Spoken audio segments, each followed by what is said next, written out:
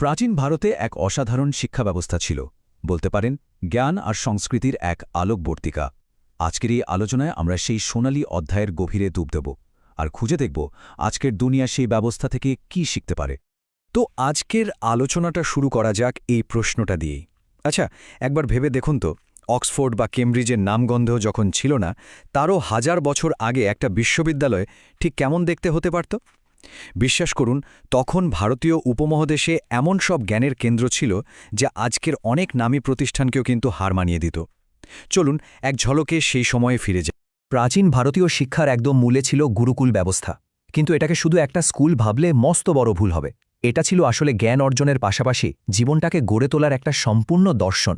এই গুরুকুল ব্যবস্থার একেবারে কেন্দ্রবিন্দুতে ছিল গুরুশিষ্য পরম্পরা। মানে এখানে পড়াশোনাটা শুধু বইয়ের পাতায় আটকে ছিল না, ছাত্রছাত্রীরা গুরুর বাড়িতেই থাকত, তার পরিবারের একজন সদস্য হয়ে উঠত। আর গুরু ও শিষ্যের মধ্যে এই যে একটা গভীর ব্যক্তিগত সম্পর্ক, এটাই ছিল আসল জ্ঞান বিনিময়ের ভিত্তি। গুরুকুল শিক্ষার মূল লক্ষ্যটাই ছিল একজন সম্পূর্ণ মানুষ তৈরি করা। মানে শুধু পুঁথিগত বিদ্যা নয়, বরং আত্ম উপলব্ধি আর মোক্ষ লাভের মতো গভীর আধ্যাত্মিক ব্যাপার থেকে শুরু করে শরীর, মন আর চরিত্রের বিকাশ সবকিছুই ছিল এর অংশ। এক কথায় বলতে গেলে এটা ছিল জীবন গড়ার শিক্ষা। এখনকার স্কুলিং সিস্টেমের সাথে যদি তুলনা করি, পার্থক্যটা কিন্তু চোখে পড়ার মতো।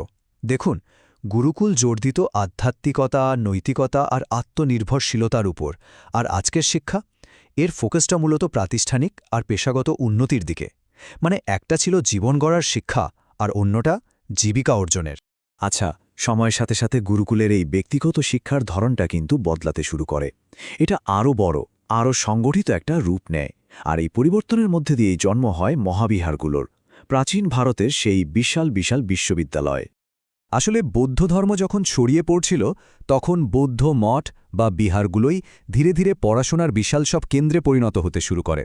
আর এই বিহারগুলোই কিন্তু সময়ের সাথে সাথে মহাবিহারে, মানে বিশ্বের প্রথম রেসিডেন্সিয়াল ইউনিভার্সিটিতে রূপান্তরিত হয়। এই মহাবিহারগুলো যে এত জনপ্রিয় হয়ে উঠল, তার পেছনে কয়েকটা অসাধারণ কারণ ছিল। ভাবুন একবার। প্রথমত, এখানে জাতি, বর্ণ বা লিঙ্গের কোনো বাছবিচার ছিল না। জ্ঞানের দরজা সবার জন্য খোলা। দ্বিতীয়ত, পড়ানো হতো সংস্কৃতে তো বটেই, সাথে সাধারণ মানুষের মুখের ভাষাতেও। আর সবচেয়ে অবাক করার মতো ব্যাপার কি ছিল জানেন?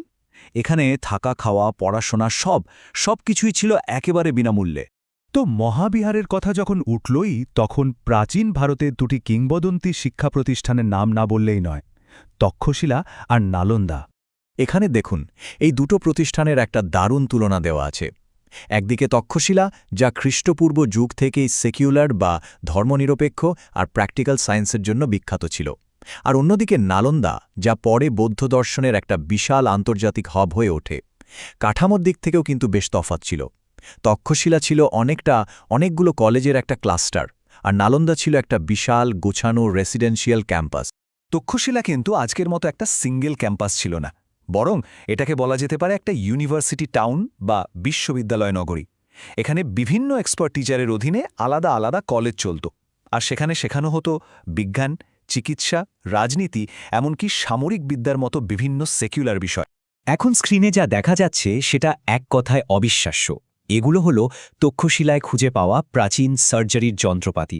শুধু ভাবুন একবার, সেই যুগেও সেখানকার 7 বছরের লম্বা মেডিকেল কোর্সে ব্রেন সার্জারির মতো জটিল অপারেশনের ট্রেনিং দেওয়া হতো।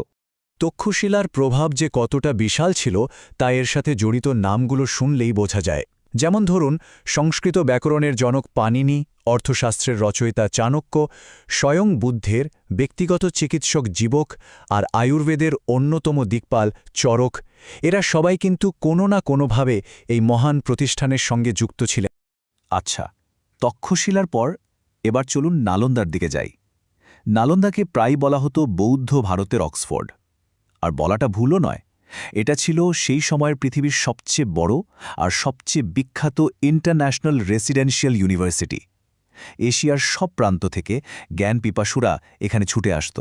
এর বিশালতাটা বুঝতে একটা সংখ্যায় যথেষ্ট। জানেন কত? 10,000। হ্যাঁ, নালন্দার সেরার সময়ে এখানে একসাথে প্রায় 10,000 ছাত্রছাত্রী পড়াশোনা করত। ভাবুন তো, আজকের দিনের অনেক ইউনিভার্সিটির থেকেও বেশি। আর এই 10,000 ছাত্রছাত্রীর জন্য শিক্ষক কতজন ছিলেন জানেন?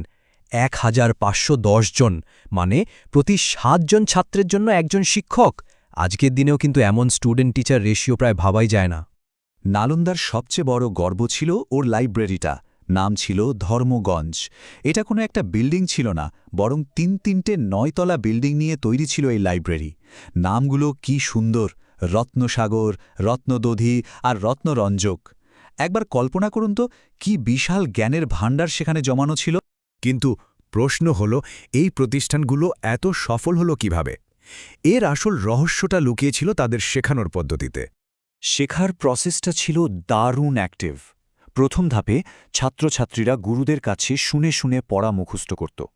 এরপর সেই মুখস্থ করা বিষয়ের মানে আর তার ভেতরের কথা বোঝার জন্য চলত লম্বা আলোচনা আর কথাবার্তা। আর ফাইনাল স্টেপ, সেটা ছিল বিতর্ক। নিজেদের জ্ঞানকে যাচাই করা, আরও ধারালো করে তোলার জন্য চলত জোরদার ডিবেট। মানে পড়াশোনাটা মোটেই একতরফা ছিল না। এই পুরো পদ্ধতিটার সারমর্ম পাওয়া যায় মহান দার্শনিক শঙ্করাচার্যের একটা কথায়। উনি বলেছিলেন, গুরু আর শিষ্যের মধ্যে এই যে প্রশ্নোত্তরের মাধ্যমে আলোচনা, এটা ব্রহ্মবিদ্যার মতো কঠিন বিষয়কেও নাকি খুব সহজ করে দেয়। আর এটাই ছিল আসলে তাদের জ্ঞানচর্চার মূল চাবিকাঠি। তো এই যে গৌরবময় ইতিহাস, এর একেবারে শেষে এসে আমরা একবার দেখে নিই যে ভবিষ্যতের জন্য এখান থেকে কি শিক্ষা আমরা নিতে পারি। পুরো প্রাচীন শিক্ষা ব্যবস্থার সাফল্যটা কিন্তু কয়েকটা মূল ভিত্তির ওপর দাঁড়িয়েছিল। যেমন একজন ব্যক্তির সম্পূর্ণ বিকাশ, দারুণভাবে গোছানো আবাসিক ব্যবস্থা, বিশ্বজোড়া খ্যাতি আর সকলের জন্য জ্ঞান লাভের সমান সুযোগ। আর অবশ্যই গুরু আর শিষ্যের মধ্যে সে গভীর ব্যক্তিগত সম্পর্ক। সবশেষে একটা প্রশ্ন কিন্তু থেকেই যায়। আজকের দিনের শিক্ষা ব্যবস্থা, যা বেশিরভাগ সময় শুধু রেজাল্ট আর চাকরির পেছনেই দৌড়াচ্ছে, সেটা কি জ্ঞানের এই প্রাচীন তীর্থস্থানগুলো থেকে কিছু শিখতে পারে? কিভাবে আমরা মূল্যবোধ, একজন মানুষের সামগ্রিক বিকাশ আর জ্ঞানের প্রতি সেই নিখাত ভালোবাসাকে আমাদের এখনকার শিক্ষা ব্যবস্থায় ফিরিয়ে আনতে পারি? উত্তরটা বোধহয় আমাদের সকলকেই মিলেমিশে খুঁজতে হবে।